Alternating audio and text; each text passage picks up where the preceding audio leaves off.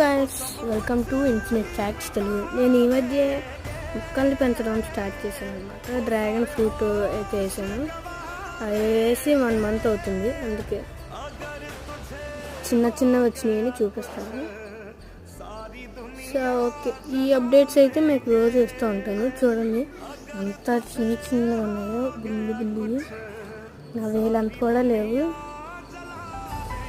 కరెక్ట్గా ఈ సైజ్కి వచ్చింది ఒకటి. చూస్తుంటే ఎంత క్యూట్గా ఉన్నాయి, ముద్ద వస్తుంది బాగా. ఇదిగండి ఎంత వస్తుంది.